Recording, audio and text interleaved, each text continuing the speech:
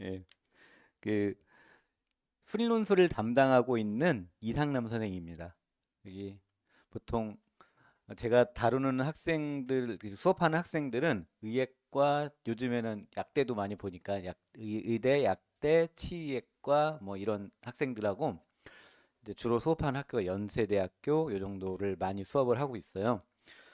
그런 부분들에 대해서 제가 좀 이제 설명을 좀 해드리려고 하는데, 제 올해 이제 현재까지 이제 최초 합 기준으로 학생들한테 연락이 온 거는 의예과는 가톨릭 대학교, 경희대학교, 그러니까 가톨릭 대학교 한 명, 경희대학교 두 명, 중앙대학교 현재 한 명, 한양대학교 한 명, 연대미래 한 명, 부산대학교 한 명, 연대치의과 한 명.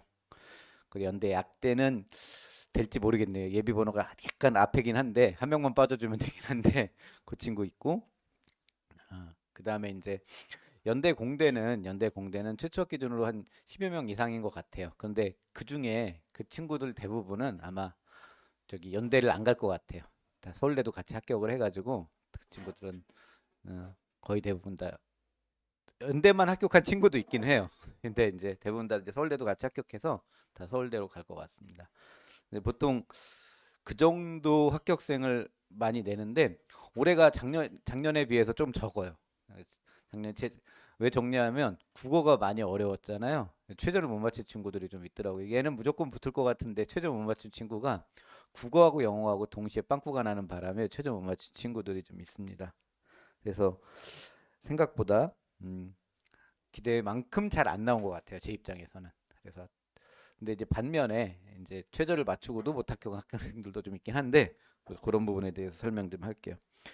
우선 그 3페이지 보시면 이제 프린트 3페이지 보시면 제가 이제 의학계열에 대해서 전반적으로 일단 개요를 좀 적어 놓은 게 있습니다. 이 보면 아직 인원 확정이 정확하게 안 되어 있죠. 의학계열 같은 경우에는 이제 3,058명 기준으로 볼 것 같은데 아마도 바뀔 것 같진 않아요. 작년하고 거의 바뀔 것 같진 않은데 의대생을 무리하게 정원을 늘릴 것 같진 않아요. 근데 이제 아직 발표가 안 나 있어요. 작년 4월 기준으로 발표 나 있는 게 2,000명 정원을 증원해 있는 상태로 모든 학교에 가면 그렇게 되어 있어요. 아직 정상적인 올해의 정원은 발표가 안 나 있는 상태입니다. 그게 발표가 나는 시기가 5월 초예요.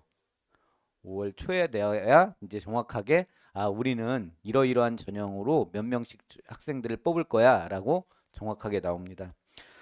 이제 의대는 39개 의대가 있고요. 아마 3,058명 정도가 될 것 같고 13개 학교에서 논술 시험을 통해서 이것도 확정은 안 돼 있는데 128명을 뽑게 될 겁니다. 그러니까 논술 전형으로 뽑는 인원은 굉장히 적을 거고요. 아마 4월 내지 5월 달에 최종 인원이 확정될 거고요. 이 논술 전형에 대해서 아시는 분들은 아시겠지만 학교별로 그 최저 학력 기준이 또 좀 다르고 시험 보는 과목들도 좀 달라요. 그래서 그 부분들 좀 나중에 확인하셔야 될 것 같고 자 3페이지에서 제일 중요한 말은 이거예요. 의학계열을 이제 대학 의학계열을 가고 싶으시잖아요. 의대를 가고 싶으신데 제일 좋은 방법은 당연히 내신 성적으로 가는 거예요. 그러니까 전국 단위에 있는 모든 의대까지 다 포함한다면 내신 성적으로 가는 게 제일 편합니다. 가장 간단하고요. 그런데 그게 이게 인서울권으로 간다고 한다면 내신 성적으로 가는 건 거의 하늘의 별 따기예요. 정말 엄청 높아야 되거든요. 그래서 내신 성적이 아니라 그 다음으로 할 수 있는 건 수능 성적으로 가는 게 가장 간편하겠죠. 근데 수능 성적으로 가는 것도 굉장히 어려운 게 몇 개 이상 틀리면 인서울 안에 있는 의대를 갈 수가 없어요. 그래서 가장 어, 손쉬운 방법은 내신인데 내신은 이미 결정됐죠, 사실. 내신 결정됐으니까 내신으로 안 된다라고 생각하면 수능 공부를 열심히 해서 정시로 가야 되는 거죠. 그런 다음에 차선책으로 볼 수 있는 게 사실 논술이에요. 여기 이제 제일 중요한 게 최저학력 기준 충족이 필요하다고 말씀드렸잖아요. 예를 들어서 연세대학교 의예과를 가려고 한다면 영어 1등급 기준으로 막 한 5개 틀렸다 당연히 못 가요. 한 2개, 뭐 3개, 1개 이렇게 틀려야 갈 수 있는 거예요. 전 과목에서. 그래서 그런 상태를 벗어났을 때 이제 의대를 가려고 한다면 마지막으로 생각해 볼 수 있는 게 논술 전형이죠. 논술 전형으로 이제 의대를 가려면 이런 학생들, 예를 들어서 아까 말씀드렸던 합격생들은 어떤 학생들이냐면 이런 학생들이죠. 가톨릭 대학교 붙은 학생 같은 경우에 대해서 제가 수능 점수를 물어보진 못했는데 수능 성적으로는 가톨릭 대학교를 못 가요. 당연하죠. 그러면 만약에 수능을 한 개만 틀렸다. 이거는 재작년에 있었는데 작년이죠. 작년에 있었는데 두 명의 학생이 시험 다음 날 연락이 오더라고요. 어떤 학생들이었냐면 저 수능 성적을 이렇게 받았는데 논술 시험 보러 가야 되나요? 아니 안 가도 돼. 이런 친구가 있었어요. 한 개, 두 개 틀렸어요. 어떤 친구는 한 개 틀렸고 어떤 친구 두 개 틀렸어요.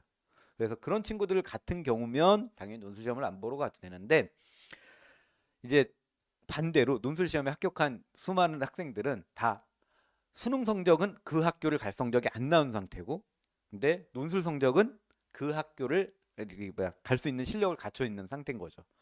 그래서 그런 친구들 그러니까 수능 성적으로 갈 수 없는 경우에 이제 방비책으로 수능 이후에 방비책 대비책으로서 필요한 것들이 필요한데 어쨌든 수능 성적이 좀 부족할 때 갈 수 있는 방법인데 많이 뽑지 않아서 그게 좀 어렵긴 하죠.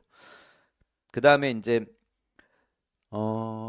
옛날에는 과학 논술 시험에 되게 많이 있었어요. 근데 최근에는 과학 논술 시험을 보는 학교가 경희대학교 의대, 뭐 아주대학교 의예과, 경북대학교 의예과 정도밖에 안 되기 때문에 과학 논술을 좀 못하더라도 수학 실력만 좀 충분하다면 얼마든지 도덕이 뭐야 수학 자체가 되게 중요해졌어요. 좀 이따 다시 말씀드릴게요.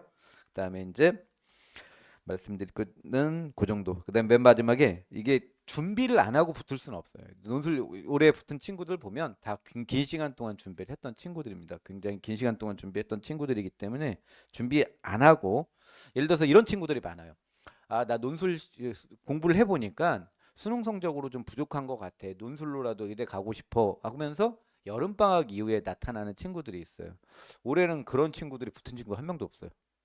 의대는. 연대는 조금 있는데 의대는 한 명도 없어요. 이게 점점점 준비하는 기간이 길어지고 준비하는 시기가 길어지다 보니까 실력 차이가 점점점 누적된 차이가 생기는 것 같아요. 그래서 굉장히 준비 기간도 좀 필요하고 준비할 양도 좀 필요합니다. 다 말씀드리도록 할게요. 자, 4페이지 보시면 의학계열 논술 계열에 있는 뭐 정원이라든가 수능 최저 학력 기준이라든가 뭐 그 전형에 들어가는 요소별 점수 같은 것들이 다 들어가 있어요. 예를 들어서 가톨릭대 의대 같은 경우에는 내년도 모집 인원이 19명인데 논술만 100%를 뽑습니다. 작년까지는 그러니까 올해까지는 내신이 들어갔는데 내년부터는 내신이 들어가지 않습니다. 그리고요 최저 학력 기준은 삼합 4고요. 한국사가 4예요. 이거 어떤 친구 한국사 5 받아가지고 이게 최저 못 맞춘 친구들 있더라고요. 올해 있었어요 올해. 그래가지고 네, 제가 무슨 말을 할 수가 없더라고요. 그리고 과탐으로 보는데 2평이에요. 두 과목 평균이고 절사를 납니다. 절사하는 학교가 그냥 2평은 좀 달라요. 절사는 1.5가 나오면 하나가 1등급 나오고 하나가 2등급 나오면 1.5잖아요. 그럼 0.5를 없애줘요. 그래서 1등급으로 취급을 해주는 거예요. 근데 이제 그냥 2평으로 나오는 학교는 1.5면 반올림에서 2가 되는 거예요. 그래서 조금씩 차이가 나죠. 그다음에 이제 가톨릭 대학교는 19명, 성균관 대학교는 현재 홈페이지에 가면 모집 인원이 10명으로 되어 있어요. 그게 100명 넘는 120명을 뽑는 기준으로 되어 있어서 10명으로 되어 있는데 아마 원래 40명 모집하는 학교여가지고 5명으로 바뀔 거예요. 5명일 거고요. 그러니까 앞에 있는 부분들이 실제 정원이고 괄호에 있는 정원들이 그 현재 홈페이지에 있는 정원들인데 현재 홈페이지 정원은 안 맞을 것 같아요. 그래서 나와 있는 정원들 보시면 될 것 같고 총 모집 인원은 이래서 128명이에요. 그러니까 3,000명 중에 128명 정도밖에 모집을 안 하니까 굉장히 적죠. 논술로 의대를 가는 건 정말 하늘의 별 따기예요. 보통 200명 정도 모집할 때 제가 많이 붙여봤을 때는 열 몇 명 이렇게 같이 공부한 친구들이 합격을 했었는데 요즘엔 100명 단위밖에 안 되고 이게 부산대가 22명이긴 한데 되게 많잖아요. 근데 부산대 같은 경우에는 다 지역인재 선발이었어요. 그러니까 사실 없었던 전형이나 마찬가지여서 100명 남짓한 학생들 중에 최근에 한 10여 명 정도 붙는 것 같아요. 그래서 그런 친구들에 대해서 좀 설명을 할 거고요. 여기서 주목할 점이 중앙대학교에 최저 없는 전형이 하나가 생겼어요. 원래는 다 최저가 있고 최저도 굉장히 높습니다. 중앙대학교 최저 같은 경우는 4 모여서 굉장히 최저가 높은데 최저가 없는 창의 전형이라고 해서 18명 중에 4명을 창의 전형으로 뽑아요. 근데 이거는 고3들만 지원이 가능합니다. 그러니까 재수를 한다거나 이런 학생들은 안 되고, 그러니까 일반고 같은 경우에는 고3, 뭐 과고나 영재, 과고 같은 경우에는 조기 졸업한 재수생까지, 그러니까 나이까지만 가능한 거예요. 그래서 고3만 지원 가능한 전형이 생겼고 최저가 없다. 그래서 혹시 중앙대학교 같은 경우는 4, 5 정도의 최저를 최저는 못 맞추는데 수학을 압도적으로 잘한다. 그러면 봐볼 만해요. 이거는 1년 동안 잘 가르치면 붙일만 합니다. 그래서 중앙대학교 의대가 생각보다 제가 많이 붙이는 편인데 100점을 맞아야 되는데 100점을 맞아야 돼요. 시험이 쉬워서. 근데 잘 가르치면 잘 가르칠 수 있어요. 이거 가르치면 보시면 될 것 같고, 예. 정원들 보시면 될 것 같고, 이제 올해 부산대학교 의예과에 한 명이 붙었는데 그 부산대학교 의예과 같은 경우에는 올해까지는 그 지역 인재 선발만 가능하다고 말씀드렸잖아요. 재수생이었어요. 일반 그 부산 무슨 고였더라? 해운대고였나? 어쨌든 거기 나왔던 친구가 이제 서울로 재수를 하러 와서 서울에서 재수를 하다가 이제 제 논술 수업을 같이 병행해서 들었고 이제 시험은 부산에 가서 시험을 봤죠. 그러니까 지역 인재였기 때문에 엄청 유리해요. 사실 없어요. 부산에 가면 논술 가르치는 학원도 별로 없고 그러다 보니까 열심히 배워서 왔는데 여기가 시험이 되게 어려워요. 기하가 들어가다 보니까 이 친구가 기하를 안 배워가지고 기하를 가르치는데 좀 많이 할애를 했었습니다. 어쨌든 올해는 그게 이제 일반 지역이 아니라 이제 전반적으로 볼 수 있는 정원도 생겼습니다. 그리고 작년까지는 이제 모집 인원이 있었는데 올해 없어진 학교가 있어요. 여기는 표시가 안 되겠죠. 연세대학교 미래캠퍼스가 없어졌고요. 거기에 원래 많이 좀 뽑았었는데 없어졌고 그 다음에 연세대 미래 같은 경우에는 작년에도 하나 올해도 하나 이렇게 붙긴 붙었습니다. 그다음에 단국대학교가 한시적으로 1년 정도만 딱 한 게 있어요. 천안에 있는 이제 의예과가 올해만 시험을 봤어요. 원래 정원은 늘린다라고 생각을 하고 논술 시험을 확장을 해놨는데, 근데 정원이 줄어드니까 다시 이제 학생들을 논술 정원을 빼버린 경우가 있습니다. 그다음에 이제 치의과는 치의과 저기 제가 잘못 써놨네. 연세대학교 치의과 10명 논술 100이가 없어졌어요. 연세대학교는 치의과가 없습니다. 경희대학교하고 경북대학교하고 요거밖에 없습니다. 그 다음에 한의학과, 가천대학교가 이제 신설로 한의학과가 생겼어요. 확인하시면 될 것 같고요. 5페이지에는 그 시험을 보는 학교에 시험 시간과 교과목들이 포함되어 있어요. 그 보면 확인하시면 되는데 이게 교과목이 되게 이제 중요해지는 게 요즘에 학생들을 가르쳐 보니까 사실 일반고 학생들의 대체적인 문제가 논술 시험을 사실 이게 의대 논술뿐만 아니라 모든 학교의 논술을 보는 게 되게 불리해요. 일반고 학생들이. 왜 그러냐면 그 1학년 입학할 때부터 수능 과목 위주로 공부를 하다 보니까 확통을 일단 너무 못해요. 네, 확통을 학교에서 배우긴 하는데 실제 시험 문제를 풀 수 있는 수준으로 공부하는 친구가 그렇게 많지는 않아요. 그래서 확통도 너무 못하고 확통은 그래도 그나마 좀 가르치면 금방금방 느는데 기하를 너무 못해요. 특히 벡터는 손도 못 대는 경우가 너무 많아요. 그래서 벡터가 나오는 경우에 학생들이 일반고 학생들이 붙기가 너무 힘들어하더라고요. 그러니까 합격하는 게 문제가 아니라 문제를 푸는 걸 너무 힘들어하고 문제가 무슨 뜻인지를 모르는 경우가 많더라고요. 그래서 시험 범위를 이제 감안해서 시험을 보셔야 돼요. 나중에 시험 볼 때 학생이 기하를 진짜 못하는데 기하가 포함되어 있는 학교를 시험 본다? 그럼 안 돼요. 너무 못 봐요. 당연히 못 볼 수밖에 없어요. 왜냐하면 이 시험을 보는 경쟁자들이 상당수가 이걸 다 되어 있는 상태가 많아요. 올해 같은 경우에는 사실 붙은 학생들이 작년까지는 아니었는데 영재고 과고가 많았고요. 재수생이 많았어요. 영재고하고 재수생 제가 가르친 학생들이 재수생들이 많았어요. 재수생들이 현역보다. 왜 재수생들이 많았냐면 사실 논술 거의 2년 한 친구들이. 네, 2년 한 친구. 그러다 보니까 기하도 어느 정도 알고 확통도 어느 정도 알고 있는 상태가 돼버린 거죠. 그러니까 논술 수업을 하다 보니까. 그러니까 제일 어려웠던 학생들이 어떤 학생이냐면 여름에 시작한 일반고 학생들. 걔네들은 정말 붙이기가 너무 힘들었던 것 같아요. 그러면 이제 가고 싶은 학교에 대한 욕심은 큰데 뭐 경희대를 가고 싶어요. 근데 경희대 기하 문제가 나와요. 손도 못 대요, 애들. 그러니까 되게 쉬운 문제인데도 손도 못 대는 경우가 많아요. 그래서 자기가 어느 정도인지를 좀 알아야 되고 만약에 학생이 미적분까지는 정말 잘한다 그러면 앞에 나와 있는 미적분까지 시험 보는 학교들 위주로 공부를 하면 도움이 많이 될 거예요. 그래서 시험 범위까지 있고 시험 시간도 있고 근데 이거는 수업하면서 학생들의 성향 공부한 것들 맞춰보면서 말씀드릴 수 있을 것 같아요. 그다음에 6페이지 보시면 이제 같은 방식으로 약학 계열에 대해서 설명을 해놨습니다. 약학 계열에 대해서 설명을 해놨고요. 약학 계열 논술이 옛날에는 거의 없었는데 최근에 의대 논술이 줄면서 약학 계열 논술을 좀 많이 늘려놨어요. 그래서 혹시 약대를 가고 싶어하는 학생들이 있으면 적극적으로 활용할 필요가 있습니다. 약대가 의대보다 훨씬 더 정원이 적어요. 근데 논술로 뽑는 인원은 훨씬 많기 때문에 훨씬 많은 상대적으로 많기 때문에 많이 지원도 가능하고 특히 약대를 가고 싶은 여학생들이 있으면 여학생들도 시험을 보는 걸 적극적으로 권장을 합니다. 왜냐하면 여대로 뽑는 학교들이 세 학교나 있기 때문에 남학생들 안 오잖아요. 네, 굉장히 적죠. 그래서 한번 고민을 좀 해보시면 되는데 약대가 저게 되게 많아요. 그 최저가 높고요. 그 다음에 경쟁률이 굉장히 높습니다.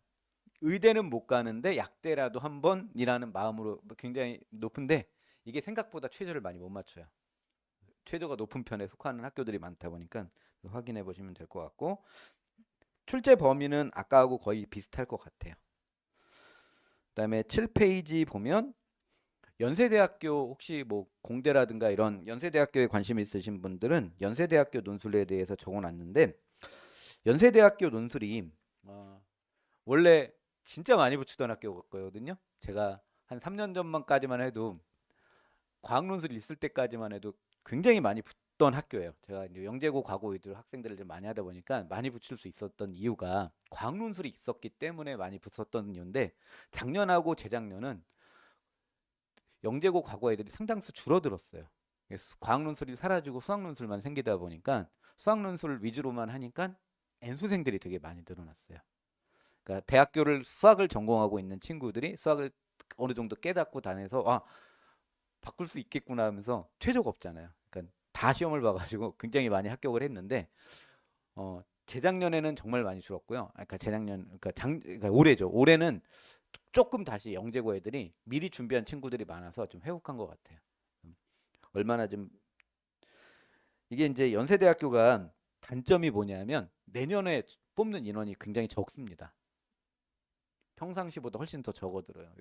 그, 그 작년에 12월 달에 작년에 9월에 이제 시험을 보면서 연세대학교에서 시험 감독을 잘못했잖아요. 시험 관리를 좀 잘못하는 바람에 시험을 한 번 더 보게 됐었어요. 그래서 그 정원에 해당하는 정원만큼 그 작년에 더 뽑아가지고 내년에 50명 원래 이제 뽑아야 될 정원보다 50명이 좀 줄어 있어요. 그래서 표를 보시면 그 괄호에 있는 표가 실제 정원이고 원래 정원이고요. 괄호에 없는 숫자들이 내년 모집 인원이에요. 그래서 학과별로 달라요. 예를 들어서 수학과 같은 경우에는 그냥 모집 인원이 그대로 되는데 화학과 같은 경우에는 실제 모집 인원이 4명으로 줄었죠. 3명을 준 상태로 모집 인원이어서 굉장히 경쟁률이 빡빡할 것 같습니다.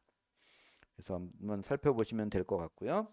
8페이지는 고려대학교에 대해서 그렇게 좀 설명해 놨으니까 8페이지에 있는 내용도 한번 살펴보시면 되는데 사실 연세대학교 논술 준비를 하면 고려대학교 논술은 공짜로 볼 수 있는 학교예요. 그래서 더 하위 버전이라고 생각을 하면 돼요. 문제가 조금 더 상대적으로 좀 쉬운데 그래서 연세대학교 볼 수 있는 친구면 고려대학교도 가능한 하다. 다만 연세대학교는 최저가 없고 고려대학교는 최저 등급이 있다. 자, 9페이지부터는 이제 제가 그 수업을 어떻게 할 건지 학생들이 어떤 식으로 수업을 시작해야 되는지 좀 살펴봤는데요. 그 첫 번째 연간 학습 계획은 12월 우리 28일 개강하는데 1월, 2월까지는 수능논술에 대한 기본적인 이해에 대해서 좀 살펴보려고 해요. 학생들이 문제를 읽는 방법, 그다음에 답안을 어떻게 쓰는지 그런 것들 위주로 배우는 게 1, 2월이에요. 그다음에 3월부터 6월까지는 기본 주제들, 그래서 기본 개념, 단순히 문제만 푸는 게 아니라 얘네들이 어떤 수학적 개념을 올바르게 알아야 문제를 좀 쉽게 보는 방법들을 아는데 제가 그 제일 자신 있게 하는 부분이 요긴 것 같아요. 이 부분 수업을 좀 잘 들으면 그러니까 작년도 이제 수업을 들었던 친구들 중에 수학이 2등급 나온 친구 한 명도 없어요. 저한테 수능에서. 제 논술 수업 때문에 그렇다라는 보장은 없는데 학생들이 문제를 훨씬 더 잘 읽어요. 그러니까 요즘에 시험 문제가 굉장히 어려워지는 측면이 뭐냐면 수학 문제를 읽지를 못해요. 학생들이 너무 어려워서. 사실 되게 어려워요. 기호도 막 복잡하고 이런 것들인데 그런 부분들에 대해서 기본 개념, 그다음에 문제 읽는 방법 그런 것들을 하는 시기가 1학기 시기고요. 이제 7월 달에는 다시 재개강을 하는데 여름방학 시기에 재개강을 하면 그런 거 없어요. 그때부터는 시험까지 되게 가깝기 때문에 예를 들어서 연세대 같은 경우에는 7월에 시작하면 2달밖에 공부를 못 해요. 보통 이제 9월 달에 시험을 보는데 이제 9월 말, 10월 초 하면 진짜 길게 하면 3달? 3달 안 될 것 같아요. 7월 중순쯤에 개강을 하니까 2달 반? 많이 하면 2달 반 정도? 10회? 이 정도 수업을 하고 나서 시험을 보기 때문에 그렇게 막 기본 개념 하나하나 꼼꼼하게 다 설명하면서 수업할 시간이 없을 것 같습니다. 그래서 그 학교별에 맞춰서 또 중요한 심화 문제들 위주로 이제 문제를 좀 살펴보는 시기다 보니까 굉장히 어려워요, 실제로. 그래서 의대 논술이라는가 이런 학생들을 보기에는 좀 힘들긴 하지만 이제 7월, 9월에는 그런 식으로 하고 그다음에 10월, 11월에는 파이널 시기죠. 뭐 모든 학원들에서 다 하겠지만 10월 초에는 연세대학교 시험을 보니까 연세대학교 파이널, 11월에는 수능 이후에 이제 학교별로 파이널 하니까 이제 그 학교에 맞게 시험을 보는데 이것만 수업 들어서 합격하기 정말 힘들어요. 이것만 수업 들어서 합격하는 경우는 거의 없습니다. 그래서 안타깝게도 지원한 학교의 형식에 맞는 모의고사를 집중적으로 연습하긴 하는데 되게 어렵다. 자, 그다음에 이제 논술을 언제 시작해야 되냐고 묻는 분들이 많은데 여기 다 정리해 놨습니다. 의치 약대의 경우에는요. 사실 지금 시기 시작 안 해도 돼요. 수학 실력만 엄청나게 확보가 되어 있다. 수학 진짜 잘한다. 누가 봐도 굉장히 잘하는 친구다. 그러면 6월 평가원 그 여름방학에 시작해도 되는 경우가 있어요. 의치약대 같은 경우에는. 그럼 그때까지 뭐 해야 되냐? 최저 맞춰야 돼요. 최저를 100% 맞출 수 있도록 준비가 되어 있어야 돼요. 그러면 좀 늦게 시작하더라도 되는데 그게 아니라 최저는 최저도 애매하고 논술도 애매한 실력이다. 그럼 일찍 시작하는 게 좋아요. 같이 병행하는 게 좋습니다. 그러니까 어차피 제가 말씀드리는 건 늦게 시작해도 해야 될 분량은 정해져 있어요. 되게 많아요. 근데 그 친구들 수학을 잘한다고 가정을 하고 말씀드렸잖아요. 그 짧은 시간 동안 그걸 다 배울 수 있는 능력이 있는 친구들이 있어요. 그런 친구들 같은 경우는 가능한데 그게 아니라 그냥 어차피 할 거다. 그럼 지금부터 시작하면 굉장히 긴 시간 동안 나누어서 하는 거죠. 그걸. 긴 시간 동안 나눠서 조금씩 준비해 가는 게 훨씬 더 나을 수도 있는 경우가 있다. 그래서 작년에 이제 합격한 친구들 대부분은 되게 오래 했던 친구들이에요. 1월 달부터 조금씩 쭉 했던 친구들이에요. 한 명 빼고 한 명은 저기 여름방학에 시작한 친구가 있어요. 그 친구 말고는 다 긴 시간 동안 준비해서 합격을 했습니다. 그러니까 도움이 되는 게 좀 짧게 짧은 시간 동안 타이트하게 했으면 좋은데 이게 수능에 가까워지니까 논술 준비가 안 돼요. 마지막에 가서 논술만 해야지 하고서 준비를 하려면 이것도 아니고 저것도 아닌 경우가 많더라고요. 그래서 일단 해야 되고 연세대를 혹시 지원하는 경우에는 오히려 수능 시험 이전에 보고 10월 달에 보고 9월 말에 보기 때문에 훨씬 가까이 시험을 봐요. 그래서 여름 방학에 시작하면 시험 수업 몇 번 못 하고 시험을 보러 가야 돼요. 그래서 연세대 같은 경우에는 오히려 더 빨리 시작하는 게 좋습니다. 연세대 그다음에 수능 범위보다는 당연히 빈출 주제는 적어요. 논술 시험에 나오는 주제가 되게 많을 것 같지만 그렇지 않거든요. 연세대를 제외하고는 시험 문제 나올 만한 문제들이 나와요. 주제가. 근데 시험 과목이 많아졌죠. 그래서 기본적으로 절대적으로 공부할 시간이 좀 많이 필요해요. 예를 들어서 제가 2차 곡선을 보통 이제 수업을 하면 3시간 동안 수업을 하거든요. 한 회? 그런데 그 수업을 안 듣고 지나가면 2차 곡선에 대해서 배울 기회가 없는 거죠. 그러면 이제 2차 곡선은 모르는 채로 시험을 보러 가요. 그러니까 그럼 이제 기도를 해야 돼. 2차 곡선 안 나오길 기도하고 시험을 보러 가야 돼요. 올해 이제 연대 미래를 시험을 보러 간 친구가 이제 합격을 했는데 그 친구가 시험 전날 제가 한양대학교 파이널 수업을 하면서 이제 시험 전날 뭘 가르쳤냐면 통계를 하나 가르쳤어요. 정규분포를 가르쳤어요. 이게 논술 시험에 잘 안 나와요.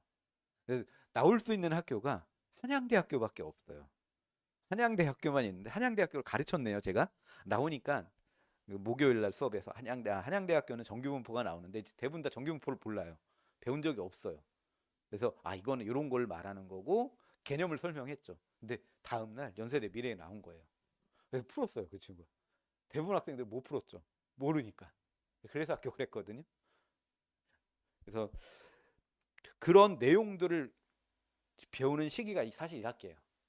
1학기 시기. 2학기 그 7월부터 9월까지는 그걸 빼먹을 확률이 높아요. 너무 중요도가 떨어지기 때문에 다 그런 것들을 좀 절대적 학습 시간 자체가 좀 필요하니까 좀 나누어서 배우는 편이 좀 좋을 것 같고, 그 1, 2월에 있는 겨울 방학 동안에는 저희 이제 보시면 알겠지만 굉장히 기본적인 이해가 있는데 제 1강, 2강, 3강이 되게 중요합니다. 제 1강은 제가 이제 학생들한테 뭘 설명하냐면 우리가 수능 문제에서 1번, 2번, 뭐 3번, 4번 아마 3점짜리 문제들 아니면 4점짜리 문제 쉬운 뭐 10번, 11번 이 정도 갖고 문제가 되진 않아요. 학생들이 그런 문제들은 다 풀어요. 저랑 수업하러 온 친구들은 그런 문제들 다 당연히 푸는데 이제 문제가 뭐냐면 15번, 22번, 30번 이런 문제들이거든요. 그런 문제들은 이제 우리가 보통 심화 문제로 또 킬러 문제로 지칭하고 학생들이 굉장히 어려워하는 문제 되는데 그런 문제를 좀 파악하는 방법, 읽는 방법 그런 것들에 대해서 가르치는 회차가 1, 2, 3강이에요. 그래서 심화 문제는 어떻게 읽는 것인가, 기호가 어떻게 나오면 어떤 식으로 해석할 것인가 이런 것들에 대해서 이제 3강까지 강의를 하고 4강부터 8강까지는 미적분학을 기본적으로 배우는 학생들한테 중요한 교과목들에 대해서 거기서도 마찬가지죠. 문제를 파악하는 방법들. 이 문제는 어떤 주제를 가지고 문제를 출제한다. 이런 것들에 대해서 좀 설명을 하는 시기가 8강까지고요.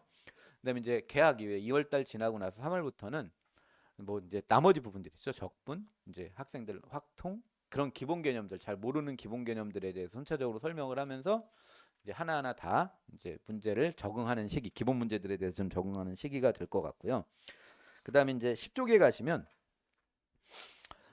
제가 7월 달에 가면 방학에 가면 다시 개강을 한다고 그랬잖아요. 그래서 이제 거의 이제 심화반 형태로 개강을 하는데 의대반 같은 경우에는 완전히 다른 방식으로 수업을 하죠. 그래서 일단은 1강부터 8강 정도가 아마 여름방학 시기에 할 수 있는 시기인데 그 다음에 9강부터는 거의 파이널 형식으로 들어갑니다. 학생들 개별적으로. 그래서 보면 아시겠지만 딱딱 시험 문제 나오는 심화 문제들 위주로 문제를 좀 정리하는 게 하는 거고 이후에는 원서 접수 8강 지나면 그 평가원 시험이 2차 평가원 시험이 끝나고 그다음에 학생들이 개별적으로 학교를 다 지원을 해요. 그러면 이제 개별 지원 학교에 대해서 학생마다 다 다르잖아요. 어떤 친구는 경희대학교를 쓰고 어떤 친구는 성균관대학교를 쓰는데 성균관대학교 지원하는 친구한테 경희대학교 문제들 열심히 연습시켜봐야 아무 소용이 없거든요. 그러니까 성균관대학교 유형 연습들 따로 시킬 거고요. 학교별 기출, 그다음에 개별 학생들 개별에 맞게 준비시켜서 준비를 할 거예요. 그다음에 연고대반 같은 경우에는 시험을 딱 봐야 되니까 이거는 정말 시험까지 12강 최대 많으면 12강까지 가는 친구들이 있고요. 안 되면 막 9강, 어쩌면 8강 이런 경우도 있어요. 그래서 12강까지 연세대학교 시험 볼 수 있는 딱 준비 회차인데 제1강은 2027학년도 대비를 위한 2026학년도 기출문제 분석과 유사유형 연습을 할 거예요. 제가 이제 연세대학교 유형 문제들을 만드는 걸 되게 좋아해가지고 연세대학교 유형 형식으로 만든 문제들이 많아요. 그래서 그런 형태의 문제들을 최대한 문제를 풀고 특히 연세대학교 논술 문제를 파악하는 방법, 이게 문제가 좀 어려워서 그런 문제를 파악하는 방법들에 대해서 설명할 겁니다. 이게 최근 논술 시험들의 특징을 살펴보면 이게 논술 준비를 안 하고 논술 합격하는 경우는 경희대, 공대 이하할 밖에 없을 것 같아요. 왜 합격할 수 있냐면 다 같이 못해서 조금만 두각을 나타내면 붙을 수 있어요. 진짜 다 같이 못해요. 경희대 이하에서는 대부분 다 못해요. 우리나라 학생들이 굉장히 잘할 것 같지만 실질적으로 안 해본 것들은 잘 못해요. 그러니까 배우지 않은 것들을 스스로 해내는 능력이 되게 부족한 것 같아요. 그러면 한양대, 공대 이상 정도부터는 준비한 학생들이 됩니다. 무조건 준비한 학생들이. 그래서 준비의 시기도 필요하고 그리고 전반적으로 수능도 어려워졌잖아요. 논술도 어려워졌어요. 굉장히 어려워졌어요. 굉장히. 그러니까 일반적인 수학 공부가 잘 안 되어 있는 친구들이 시험 보기엔 상위권 학교로 가면 너무 어렵습니다. 예를 들어서 가톨릭대 의대 그러면 학생들 손도 못 대는 경우가 많아요. 그러니까 1번 문제부터 손도 못 대고 나오는 경우가 많을 거예요. 그러니까 논술 전형을 써야 되니까 나 의대 가고 싶어. 나 수능 성적 웬만큼 나오고 그러니까 나중에 보통 재수생들이 많거든요. 그런 친구들이 논술 저기 학생부는 어차피 재수를 했다는 얘기는 학생부 전형으로 의대를 간다는 건 거의 포기한 상태니까 아, 이제 논술 전형으로 수시를 써야 되니까 논술 전형으로 써놓긴 썼는데 가톨릭대 의대 있어 보이네 한번 써봐야지 하고 쓰므로 가서 시험을 보면 손도 못 대고 나올 거예요. 아무리 어느 정도 수능이 되어 있다 하더라도 진짜 어렵습니다. 시험 문제가 굉장히 어렵기 때문에 그 어려운 문제를 읽어내는 능력, 그걸 풀어내는 능력, 답안지 작성하는 능력까지 키우려면 어, 좀 시간이 좀 많이 필요합니다. 그래서 그런 부분들이 좀 있어서 시험 문제 전반적으로 어려워졌다. 제가 작년 이맘때 설명할 때는 첫 마디가 그거였어요. 내년 수능 어려울 것 같다. 최저 맞추는데 집중해라. 특히 겨울방학 동안 국어 공부 시켜라. 국어 공부 시켜라. 그 제가 맞았어요. 애들이 국어를 제일 못 봤어요. 특히 이제 이게 왜 그런 말씀을 드렸냐면 제가 영재고 과고 친구들을 많이 한다고 그랬잖아요. 특히 이제 서울 영재고 애들을 저랑 많이 해요, 수업을. 근데 서울 영재고 애들이 전년도에 그러니까 재작년 작년이죠. 작년도에 아까 말씀드렸다시피 수능을 잘 봐가지고 합격한 친구들이 많아요. 논술 그러니까 이 후배들이 논술 준비를 안 한 친구들이 많아요. 그래서 올해는 진짜 서울과고 애들 몇 명 안 했거든요. 몇 명 준비를 저한테 와서 안 한 건지 딴 데 가서 했는지 모르겠는데 저랑 준비한 친구 많지 않은데 저랑 준비한 친구들 다 붙었어요. 그 애초에 걔네들이 수능을 잘 봤기 때문에 얘네들도 롤 모델이 수능이 된 거예요. 국어 공부만 근데 그냥 국어가 학생들이 잘 나왔었던 거예요. 그러니까 국어 공부를 너무 대충 했던 것 같아요. 올해 다 국어를 망했더라고요. 그래서 똑같은 말씀 드릴게요. 수능 시험은 절대 더 쉬워지지 않을 거예요. 특히나 내년에도 그렇게 만만하진 않을 거예요. 영어만 좀 쉬워질 확률이 높아요. 그러니까 올해 자녀분들 일단 수능 최저를 맞출 수 있을 정도? 최저 그거 안 맞추면 사실 의대는 가는 거 불가능하고요. 그다음에 최저뿐만이 아니라 정시로 갈 수 있을 정도로 수능 공부를 열심히 해놔요. 그 점수를 완성하는 시기는 겨울방학이에요. 나중에 가서 공부해야지 이런 거 없어요. 겨울방학 동안 아 본인 스스로들 학생들하고 수업할 때는 제가 얘기를 하거든요. 니네 부모님이 걱정할 수 있을 정도로 공부를 해놔라. 겨울방학 때 건강을 걱정할 정도로. 그러면 다 된다. 근데 사실 잘 안 되죠. 부모님들이 바로 아시겠지만 일단 두 번째가 뭐냐면 핸드폰 시간 좀 관리해 주세요. 네.